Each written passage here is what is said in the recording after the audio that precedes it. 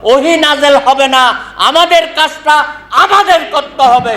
তাই আসুন আগামীকাল থেকে এইবার যেন আমরা না শুনি যে ঈদের পরে আন্দোলন হবে, অমুকের পরে আন্দোলন হবে। আর কোনো দিন তারিখ আমরা চাই না। আমরা প্রতিনিয়ত প্রতি মুহূর্ত রাজপথে থেকে হাসিনার পতন অবশ্যম্ভাবী করতে চাই।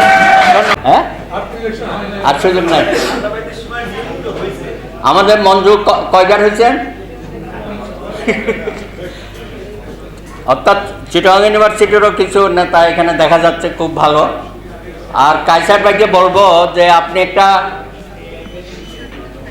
দ্বাদশ প্রতিষ্ঠাবার্ষিকী পালন করছেন, একটা ছোট্ট ঘরের মধ্যে আমাদেরকে নিয়ে আসছেন। লোক কাদাকাদি ঠেসাঠেসি দেখেন, বাইরে আরো এই ডাবল লোক অপেক্ষা করতেছে। এই কষ্টটা দেওয়ার কোনো মানে হয় না। আপনি কেন একটা বড় হলে এই প্রোগ্রামটা করেন নাই?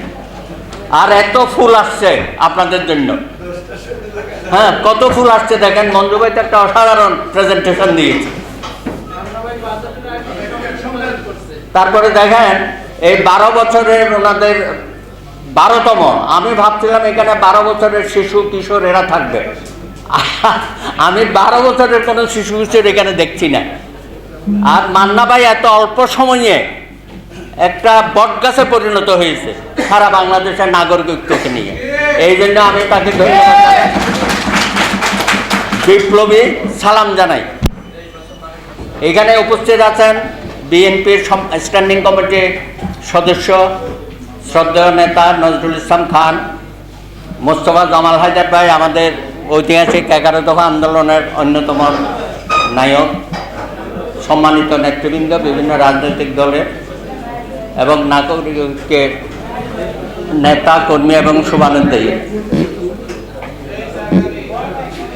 মনটা খুবই খারাপ যে শেখ হাসিনার এত অধপতন হবে আমি ভাবিনি। আওয়ামী লীগকে শেখ হাসিনা এখন একটা মরা লাশে পরিণত করেছে। চারিদিকে দুর্গন্ধ। ওই যে লাশ 80 টুকরা লাশ হয়েছে না, নর্দমায় পাওয়া যাচ্ছে, এখন আওয়ামী লীগেরও হয়েছে এই অবস্থা আর কি। এত দুর্গন্ধ ছড়াচ্ছে, এটাকে কত দ্রুত কবর দিতে পারবেন, তা না হলে এই জাতি এই দুর্গন্ধ নিয়ে আমাদের বাঁচতে হবে। কোনখান থেকে বলবো আর শুরু করবো বলেন? আপনারা তো অনেকে অনেক কথা বলেছেন। একটু বিচার বিভাগ নিয়ে বলি, কি অবস্থার মধ্যে আমরা আছি। আমাদের সোনার ছেলেরা, আরে সেই তাপস কদিন আগে বললো 40 বছরে যেটা হয় না উনি 4 বছরে করেছেন। কি আলাউদ্দিনের ওনার হাতেও আছে। এখন চলে গেছে সুইজারল্যান্ড, এক বক্তৃতা দিয়ে শেখ হাসিনার সাথে এক মঞ্চে কি সব উদ্বোধন করলো, 12-13টা প্রজেক্ট। এখন দেখি উনি সুইজারল্যান্ডে ঘুরে বেড়াচ্ছে। মানে আমাদেরকে তিলোত্তমা নগরী উপহার দেওয়ার কথা বলে নিজেই এখন তিলোত্তমা শহরে ঘুরে বেড়ায়। কি যে একটা অবস্থা, এদের কথাবার্তা মানে আর সহ্য করা যায় না। দেশের সামগ্রিক পরিস্থিতি যদি আমরা বলি, বলা হচ্ছে না একটা লুটপাটের অবাধ স্বর্গরাজ্যে পরিণত করেছে, এবং প্রতিটা জায়গায় প্রতি ক্ষেত্রে তাই হচ্ছে, এবং সব জায়গায় সোনার ছেলেগুলো বসিয়ে দিয়েছে, এবং এক একটা সোনার ছেলের ইতিহাস বা তাদের কি বলে এসিআর চাকরি জীবনে সবার একটা এসিআর থাকে। এখন সবার এসিআর বেরোবে, বের হইতেই থাকবে আমলনামা। তো এখন কোনটা ধরে কোনটার কথা বলবেন বা কোনটা বাদ দেবেন? আমি বলেছিলাম বিচার বিভাগের অবস্থা, বাংলাদেশের একজন চিফ জাস্টিস ষোড়শ সংশোধনীকে বাতিল ঘোষণা করায়, একটা সিটিং চিফ জাস্টিস তাকে দেশে থাকতে দেয় নাই। এই আইনশৃঙ্খলা বাহিনীর লোকজন কিন্তু এখানে এরাও যুক্ত আছে। এই আজিজ বলেন, বেনজির বলেন, তার সব সুপুত্ররা এখনো অনেকেই আছেন। 28 অক্টোবর কারা ঘটেছে ঘটনা, এই উনাদের মতোই আর কিছু আছে তো এখনো। হ্যাঁ, খুব বড় বড় কথা বলছেন, মিডিয়াতে ঘন ঘন আসছেন, দেখছেন না?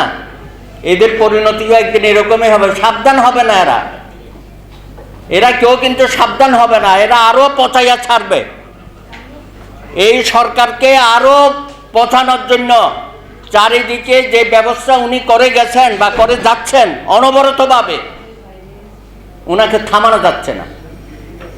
সুতরাং আজকে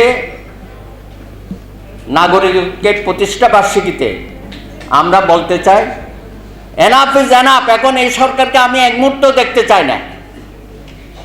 এত ইস্যু আমাদের হাতে তুলে দিচ্ছে। আজ ইস্যু নিয়েও দেশে একটা গণ আন্দোলন হতে পারে, বেনজির ইস্যু নিয়েও একটা গণ আন্দোলন হতে পারে, কিন্তু আমরা কোনো ইস্যু কাজে লাগাতে পারছি না। এটা আমাদের ব্যর্থতা, জনগণের কোনো ব্যর্থতা নাই। জনগণের যা বলার 7ই জানুয়ারি বলে দিয়েছে। জনগণের যা বলার আমাদের উপজেলা নির্বাচনে, স্থানীয় সরকার নির্বাচনে বলে দিয়েছে। তারপরও আমরা অপেক্ষা করছি কিসের জন্য? ওহি নাজেল হবে না, আমাদের কাজটা আমাদের করতে হবে। তাই আসুন আগামীকাল থেকে, এইবার যেন আমরা না শুনি যে ঈদের পরে আন্দোলন হবে, অমুকের পরে আন্দোলন হবে। আর কোনো দিন তারিখ আমরা চাই না। আমরা প্রতিনিয়ত প্রতি মুহূর্ত রাজপথে থেকে হাসিনার পতন অবশ্যম্ভাবী করতে চাই।